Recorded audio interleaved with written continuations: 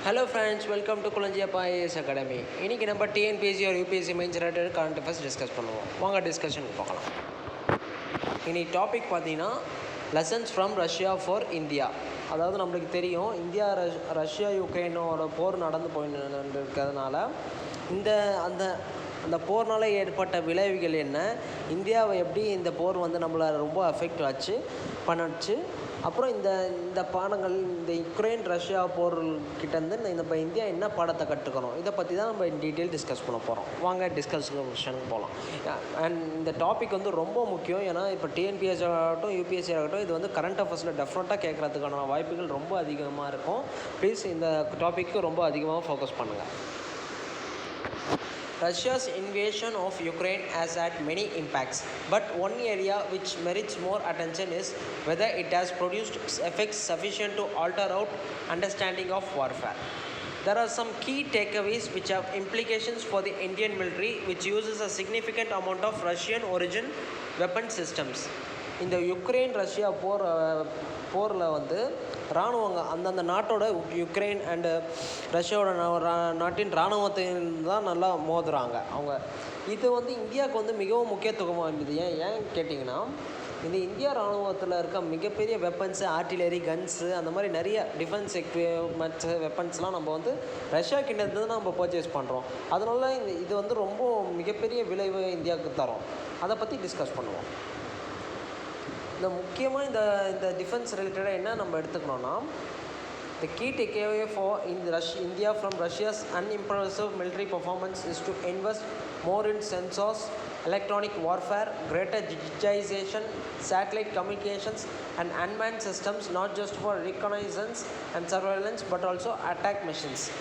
இந்த Ukraine Russia போரில் பார்த்தீங்கன்னா ரஷ்யா ராணுவத்தினோட மிகப்பெரிய புவர், அதாவது ரொம்ப வருந்தத்தக்க அது இராணுவத்தினை வந்து ரொம்ப கொஞ்சம் பலவீனமாக தான் செயல்படுத்துனாங்க.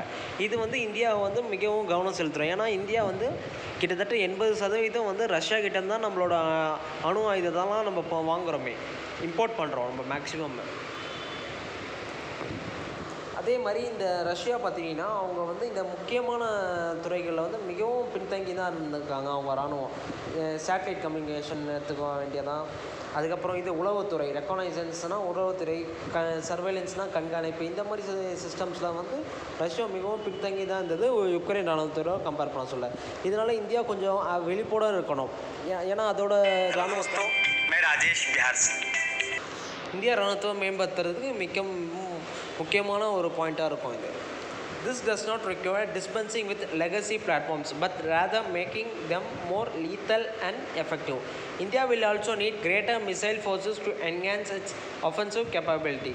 இந்தியாவுக்கு வந்து அதோட மிசைல் ஃபோர்ஸஸ்ன்றது என்னன்னா அணு ஆயுதங்கள் வந்து அதுக்கு இந்தியாவுக்கு வந்து மிகவும் தேவைப்படுகிறது. அது இல்லாமல் அது நம்ம வந்து இந்தியன் இராணுவத்தோட அணு ஆயுதங்களில் வந்து நம்ம மேம்படுத்தணும். அதுதான் நம்மளோட பாதுகாப்போட திறனை வந்து மேம்படுத்தும். The Indian armed forces will need to be proficient at combined arms warfare. No amount of advanced technology can substitute or compensate for low morale and training, weak command, poor tactics and strategy. In the recent budget, the government has created a massive scope in research and development for domestic manufacturers of defense goods by earmarking 68% of the capital. அதாவது இந்த வருஷத்துக்கான budget பற்றி பார்த்தோன்னா, நம்ம இந்திய அரசாங்கம் வந்து இராணுவத்தில் R&D இருக்கும் பார்த்தீங்கன்னா, ஆராய்ச்சி மற்றும் மேம்பாடு துறைக்கு வந்து கிட்டத்தட்ட 68% ஒதுக்கியிருக்காங்க பட்ஜெட்டில். பார்த்தீங்கன்னா எதுக்குன்னா உள்நாட்டு உற்பத்தியை வந்து மேம்படுத்துகிறோம். இராணுவத்தில் வந்து பயன்படுத்துகிற இந்த எக்யூப்மெண்ட்ஸ், அந்த ஆயுதங்கள்லாம் நம்ம உள்நாட்டிலே தயாரிக்கிறதுக்கு ஊக்குவிக்கிறதுக்காக இந்த டைம் வந்து பட்ஜெட்டில் அதிக நிதி ஒதுக்கியிருக்காங்க. கிட்டத்தட்ட 68% இந்த டிஃபென்ஸ் செக்டாரில் வந்து R&D ரிசர்ச் அண்ட் டெவலப்மெண்ட்டுக்கு அலோகேட் பண்ணியிருக்காங்க. இது வந்து ஒரு மிகப்பெரிய வரவேற்கத்தக்க விஷயம்.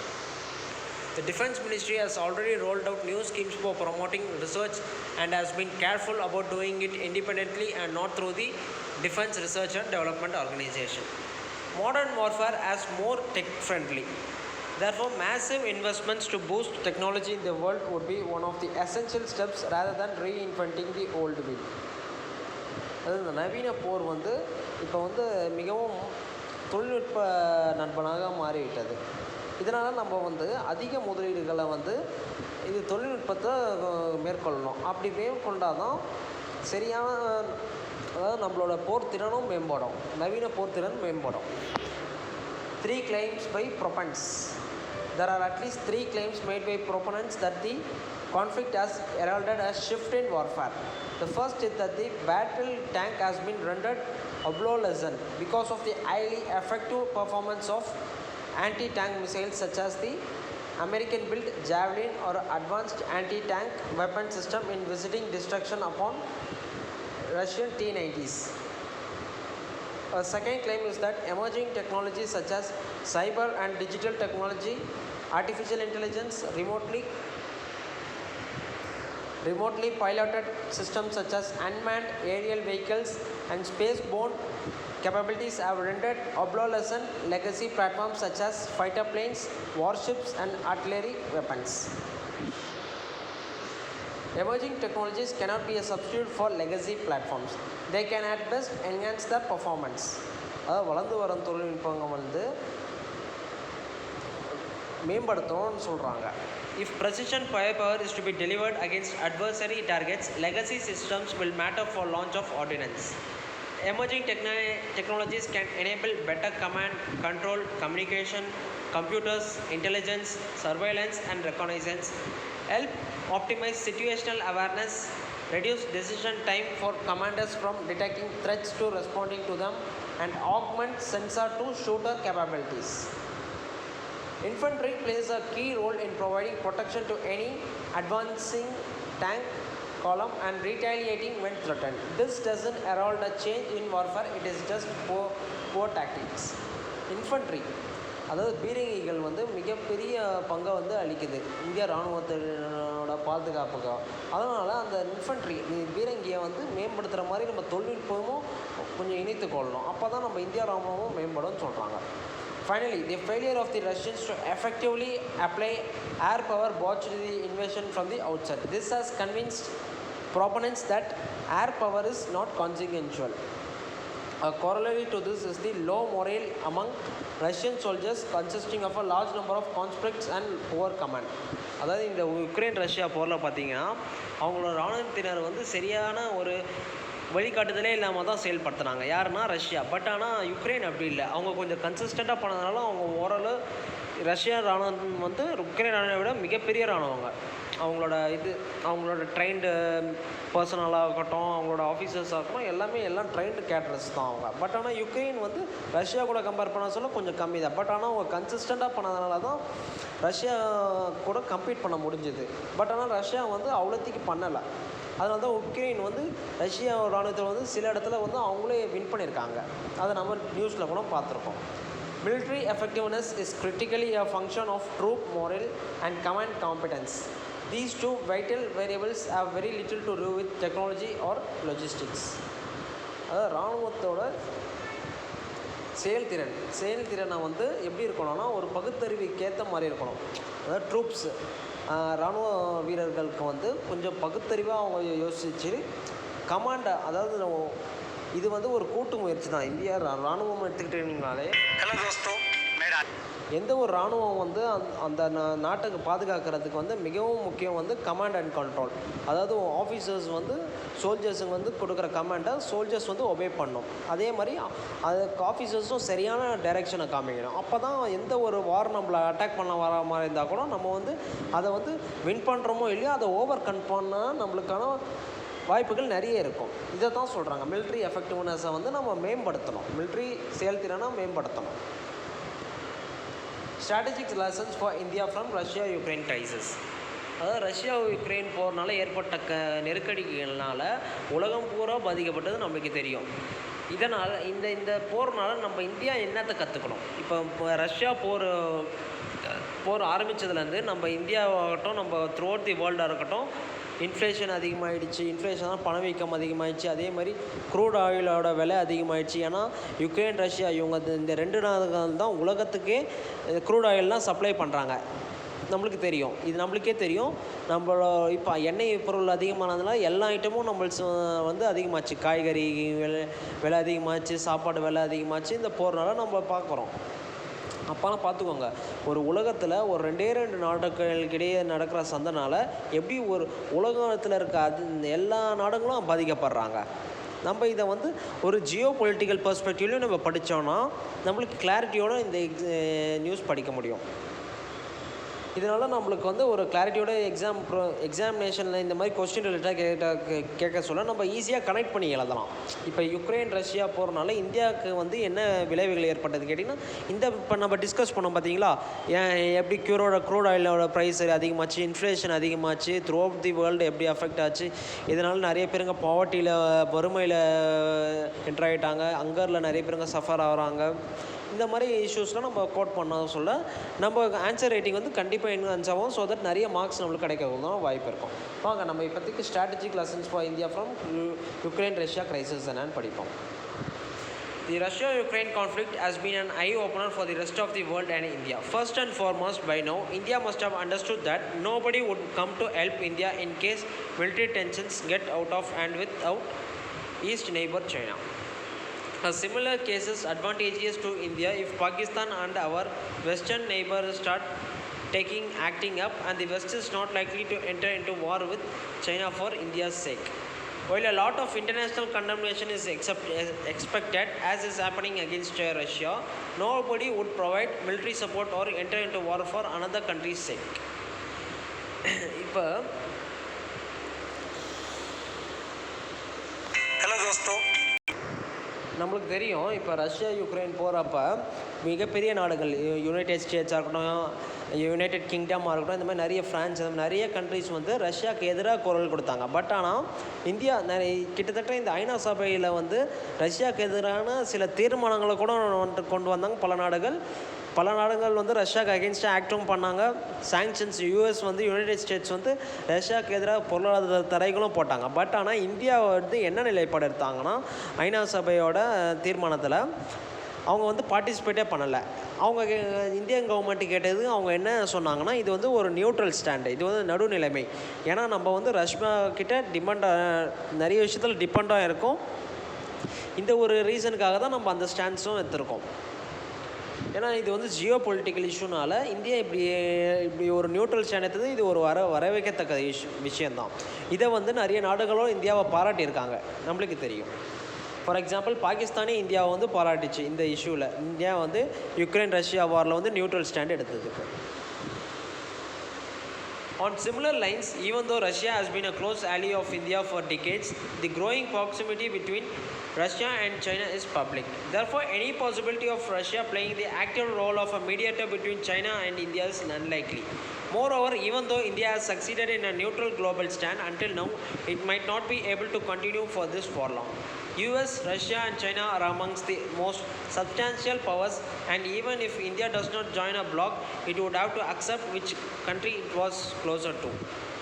அதாவது ரஷ்யாவும் சைனாவும் எவ்வளோ க்ளோஸாக வளர்ந்துருக்கிறது நம்மளுக்கு தெரியும். ஏன்னா அந்த 2 நாடுகளுக்கும் ஒரு நல்ல உறவை தான் ஏற்பட்டிருக்காங்க. இந்தியாவை விட ரஷ்யா வந்து சைனாவோட ரிலேஷன்ஷிப் ரொம்ப வலுவாக இருக்குது. இப்போ இந்தியாவுக்கும் சைனாவுக்கும் பார்த்திங்கன்னா நிறைய டிஸ்பியூட்ஸ் இருக்குது, சச்சரவுகளுக்கு, சிக்கல்களுக்கு. நம்மளுக்கே தெரியும், 2020 மேல வந்து சைனீஸ் ட்ரூப்ஸ் வந்து நம்ம இந்தியன் ட்ரூப்ஸை வந்து இந்தியன் பார்டர் லடாக்கில் வந்து அட்டாக் பண்ணாங்க. ஸோ தட் இந்தியாவோட சில டெரிட்டரிஸும் அவங்க ஆக்கியூபை பண்ணாங்க, சில வில்லேஜஸ் மாதிரி கூட கன்ஸ்ட்ரக்ட் பண்ணாங்க, நம்ம பார்த்தோம். இந்த மாதிரி சிக்கலான இஷ்யூஸில் வந்து நம்ம வந்து நெகோஷியேஷன் மூலிமா நம்ம முடிஞ்சளவு ரெசால்வ் பண்ணுறோம். பட் ஆனால் நம்ம இந்தியா வந்து ஒரு நடுநிலைமை ஸ்டாண்ட்ஸ் தான் இதுலேயும் எடுத்திருக்காங்க. யூஎஸ் வந்து மீடியேட்டராக இந்த இந்தியா சைனா இஷ்யூக்கு வர சொல்ல இந்தியா வந்து வேண்டாம் அந்த மாதிரி ஒரு ஸ்டாண்ட்ஸ் தான் சொல்லியிருக்காங்க. இந்த வந்து இந்தியாவும் சைனாவும் வந்து சரியான ஒரு நெகோஷியேஷன் பேச்சுவார்த்தை மூலமாக தீர்வு காணிடுவோம்னு சொல்லியிருக்காங்க. இந்த மாதிரி விஷயத்தில் இந்தியா வந்து நிலைப்பாடு எடுக்கிறதுனால பல்வேறு சர்வதேச நாடுகள் வந்து கிடையே இந்தியாவுக்கு வந்து ஒரு மிகப்பெரிய மரியாதை கிடைக்கிது. இதனால் இந்தியாவோட சர்வதேச அளவில் இந்தியாவோட ரேங்க்கும் ரொம்ப உயருது. After PM came to power, his vision was a self-sufficient India. In dynamic times, India would reap benefits if it strives for Atmanirbhar Bharat. இந்தியாவோட ஆத்ம நிர்பர் பாரத் நம்மளுக்கு தெரியும், சுயசார்பு இந்தியா, இது மட்டும் உண்மையாக ஆச்சுன்னா கண்டிப்பாக இந்தியா வந்து மிகப்பெரிய, அதாவது பொருளாதார ரீதியாக மிகப்பெரிய நாடாக வர்றதுக்குன்னா வாய்ப்புகள் மிகவும் அதிகமாக இருக்குது. ஏன்னா இந்த மாதிரி ஆத்ம நிர்பர் பாரத் நம்ம வந்து எந்த நாடுகளையும் நம்பி, இப்போ நம்ம ரஷ்யாவை நம்பி டிஃபென்ஸ் செக்டாரில் இருக்கோம். ஏன்னா ஆயுதங்கள்லாம் ரஷ்யா கிட்ட தான் நம்ம இம்போர்ட் பண்ணுறோம். இது நம்ம உள்நாட்டு உற்பத்தியை வந்து நம்ம ஆயுதங்களாக தயாரித்தோம்னா நம்ம வந்து அந்த நாட்டுக்கு கிட்ட இருக்க உற்பத்தியை வந்து இம்போர்ட்டை வந்து நம்ம கம்மிப்படுத்திக்கலாம். ஸோ தட் நம்மளோட உள்நாட்டில் இருக்க நிறுவனங்களுக்கு வந்து சில சலுகை கொடுத்தா அவங்களும் பிஸ்னஸ் இங்கே ஸ்டார்ட் பண்ணுவாங்க. மேனுஃபேக்சரிங் பண்ணுறது மூலயமா இந்திய நாட்டோட டிஃபென்ஸ் செக்டாரும் மேம்படும். ஸோ தட் இந்திய நாட்டின் பொருளாதாரமும் மேம்படும். The Russia-Ukraine crisis has clearly shown the vulnerability of depending upon another nation for military equipment. இந்த போர் வந்து இந்த ரஷ்யா உக்ரைன் போர் வந்து எதை வந்து மிக தெளிவாக காமிச்சிருக்காங்கன்னா, எந்த ஒரு நாடு இன்னொரு நாட்டோட இராணுவத்தை நம்பி இருக்கிறதோ அது வந்து கண்டிப்பாக பாதிப்படையும். இது வந்து ஒரு முக்கியமான எச்சரிக்கை இந்தியாவுக்கு. ஏன்னா இந்தியா வந்து மிலிட்ரி, அதாவது டிஃபென்ஸ் பாதுகாப்பு துறையில் பார்த்திங்கன்னா ரஷ்யாவை நம்பி தான் இருக்குது. இதனால் இந்தியா கொஞ்சம் எச்சரிக்கையாக இருக்கணும். ஸோ தட் இந்தியா வந்து நம்ம நாட்டிலே ஒரு உள்நாட்டு உற்பத்தியை வந்து மேம்படுத்தணும். அதுக்கான முயற்சிகளை நம்ம அரசாங்க கொள்கையில் வடிவமைக்கணும். இதனால் நம்ம உள்நாட்டு நிறுவனங்களும் மேம்படும், அவங்களும் நம்ம நாட்டுக்கு நல்லா பங்களிக்க வேண்டும். Way forward. We are heading toward a more divided and unstable world geopolitically and geo-economically. நம்ம இப்போ இருக்க சூழலில் உலக அரசியலில் பார்த்தோம்னா உலகமே வந்து பிரிஞ்சு தான் இருக்குது. ஏன்னா நம்ம த்ரூ அவுட் தி வேர்ல்டு பார்த்திங்கன்னா நிறைய கண்ட்ரிஸ்கிட்டே சண்டையாக தான். இப்போ நம்ம சவுத் ஏஷியன் காண்டினென்ட்டில் பார்த்திங்கன்னா, ஏஷியன் காண்டினென்ட் நம்ம இந்தியா, சைனா, அந்த மாதிரி நிறைய டிஸ்பியூட்ஸ் தான் இருக்குது. இந்தியா, பாகிஸ்தான், இப்போ யுக்ரைன், ரஷ்யா, இந்த மாதிரி நிறைய ஃபுல் டிஸ்பியூட்ஸ் தான் இருக்குது த்ரூ அவுட் தி வேர்ல்டு. இந்த மாதிரி டிஸ்பியூட்ஸ் வந்து மிகச்சிறிய தீர்வு வந்து எதாக இருக்குன்னா பேச்சுவார்த்தை தான். பேச்சுவார்த்தை மூலயமா தான் நம்ம எந்த ஒரு நாடுகளுக்கிடையும் வந்து நம்ம ஒரு நல்ல உறவை வந்து உருவாக்க முடியும். The existing global structures that in any case needed reform or breaking up. A new Cold War has begun. The crippling of Russian power as a result of the crisis which is aiming for will create a void that China will fill. இந்த Russia Ukraine போர் வந்து நம்ம நியூஸ்லேயே பார்க்குறோம், gold வார் வந்து ஆரம்பிச்சிடுச்சு. இந்த மாதிரி ஒரு tendency போக்கை வந்து உருவாக்கிடுச்சு உலகம் பூரா. Europe's ambition to develop a degree of strategic autonomy has been quashed with NATO's rejuvenation under American pressure and internal European divisions. The US is reaching out to China to persuade it not to support Russia on Ukraine, and if it succeeds, for which China will extract a price, the stage would have been set for a G2 world that China aspires for. US வந்து China கிட்ட ஒரு கோரிக்கை வச்சுருக்காங்க. இந்த Ukraine Russia போரில் வந்து China வந்து ரஷ்யாவுக்கு வந்து உதவக்கூடாது, ரஷ்யாவை ஆதரிக்கக்கூடாது. அந்த மாதிரி this can impact on the Indo-Pacific concept and the Quad. India will now pursue an even more nimble-footed foreign policy to protect its interests in an increasingly challenging external environment. Okay friends, இன்றைக்கி வந்து நம்ம Ukraine Russia போரை பற்றி நான் படித்தோம். இதனால் உலகத்தில் என்ன மாதிரி பாதிப்பு ஏற்பட்டதுன்னு அதை பற்றி பார்த்தோம். எப்படி உணவோட விலைகள் அதிகமாச்சு, க்ரூட் ஆயிலோட விலை அதிகமாச்சு.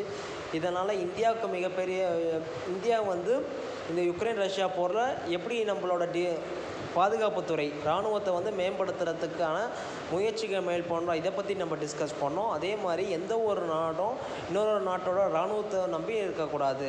அதுதான் இந்த உக்ரைன் ரஷ்யா போகிற சொல்கிற மிகப்பெரிய ஒரு மெசேஜு வேர்ல்டுக்கே.